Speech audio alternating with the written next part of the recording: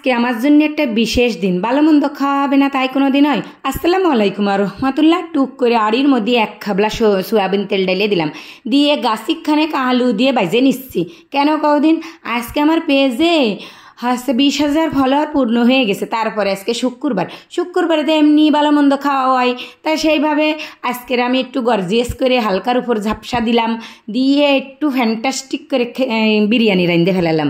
এই সে আলু কটা বাইজে নিয়ে ওই তেলের মধ্যে খাবলাখানেক পেঁয়াজ দিয়ে দিছি, দিয়ে ঘুটানাটা করে ওরে বাইজে কড়মড়ে রে এইরা মুসমুসে বানায় ফেলাইছি। এই মুসমুসে পেঁয়াজ কটা এবার বাটির মধ্যে উঠোই নেব, নিয়ে ওর মধ্যে একটু চিনি ছড়াই দেবো। কেন কদিন চিনি দিলে ওইটা মুসমুসে থাকে, আর ওই যে বিরিয়ানি ভাতের মধ্যে দিবানি, ভাতের টেস্ট আরও বাড়িয়ে যাবে না। চিনি তো এমনি দিলে আমার খুকার বাপ একদম খ্যাক করে, তাইতে বলে ওরে পেঁয়াজ ভাজার সাথে দিলাম।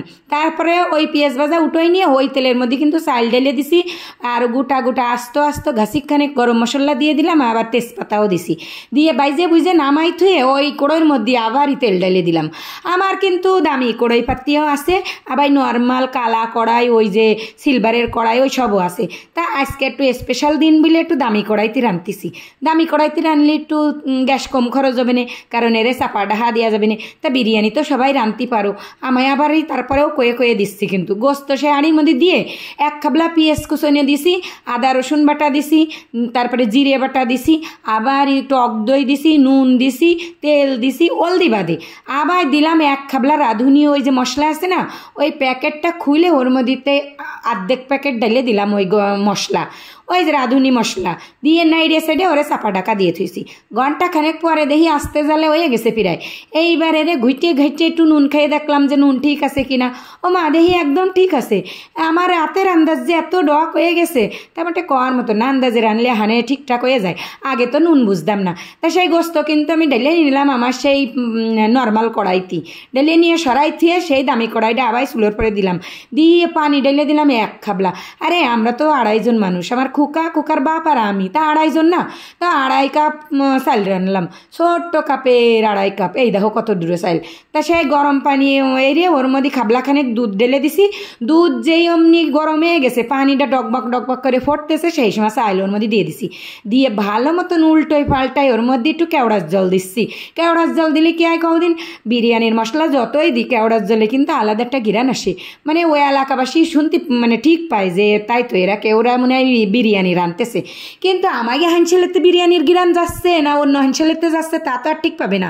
তা যাই হোক, সেই গোস্ত কিন্তু আমি রাইন দিলাম, সেইটা উঠাই তুলাম। ভাত যে সময় ওই অর্ধেক ফুটে গেছে, সেই সময় ভাতের মাঝখানে গত্ত হয়ে গোস্ত ওর মধ্যে ঢেলে দিয়ে আর ভাত দিয়ে ঢাকিয়ে তুলাম। তার মধ্যে আবার কটা কাঁচা জালও দিলাম। কাঁচা জাল দিলে কী হয় জানো, ভাতের মধ্যে কি সুন্দর গিরান আসে। আবার সে আলু বুখারা দিতে মনে ছিল না, তাই ওই শেষমেশ দিয়ে নিলাম, দিয়ে ঘুইটে উল্টো পাল্টা করে দিয়ে সেই পেঁয়াজ বেরেস্তা সে নিমাহাই থুইলাম, সেইটা আবার ওর উপর দিয়ে ছাড়াই দিয়ে দিলাম। আজকের আমার পেজে 20,000 ফলোয়ারও আইছে। তা সেই উপলক্ষে শুধু কি বিরিয়ানি হবে, উপরে কিন্তু ঘি ছাড়াই দিছি। আগের দিন বিরিয়ানি রাঁধিলাম কুহুড়ো দিয়ে, তা কিন্তু ঘি দিলাম না, কারণ ঘি ছিল না। আজকে কিন্তু আছে, আমি 1 কেজি ঘি নিয়ে এসে ওতে 2 চামচ দিয়েছি, দিয়ে চাপা ডাকা দিয়ে ধুয়ে দিছি। আবার এইবার ইলিশ মাছ ভাইজে নিচ্ছি। আরে শুধু বিরিয়ানি কি খাতি মন চাই নাই কদিন, 20,000 ফলোয়ার হয়েছে, তাইতে বলে নিজেরা খাচ্ছি। যে সময় 20 লক্ষ হয়ে যাবে না, সেই সময় সবাইরে নিয়ে খাবানি। হ্যাঁ, সবাই দোয়া করো যেন এই রাম রাঁধতে পারে, তোমাকে নিয়ে খাতে পারি। তা যাই হোক, এই বিরিয়ানি রাঁধিছি, ইলিশ মাছ ভাজিছি। তা শুধু ইলিশ মাছ আর বিরিয়ানি কি ভালো লাগবে, তাইতে আর একটু গর্জিয়াস করার জন্য বাগুনও ভাইজে নিলাম। কয়টা ডিমও কিন্তু সিদ্ধ দিছি, কিন্তু ডিম সিদ্ধ তো তোমরা পারো, ওই জন্য ওইটা আর দেখায়নি। ওই বেগুন ভাজা কিন্তু আবার সবাই পারে না, কারোর তা নুন বেশি হয়ে যায়, কারোর তা হলদি বেশি হয়ে যায়। আমার তা কিন্তু মোটামুটি পারফেক্ট হয়েছে। তা আমার তো মাঝে একটু নুন কম হয়ে যায়। এবার আবার কিন্তু দইও আনিছি, এই যে দই আনিছে, আবার মাঠা কিনে নিয়ে আসছে, ওই যে কি কয় ওরে বুরহান না গৌজ, হ্যাঁ বুরহানি, হ্যাঁ এবার মনে পড়েছে, ওইটাও নিয়ে আসছে কুকার বাপ। তা আমি আবার কইছি স্প্রাইট নিয়ে আসছি, কষছে স্প্রাইট কিডা খায়, হানে খাতে হবে বুরহানি, ওই যে বিরিয়ানির সাথে বুরহানি খাতে হবে। তা বুরহানি দিয়ে বিরিয়ানি দিয়ে কিন্তু আজকে শেষ করে দিলাম।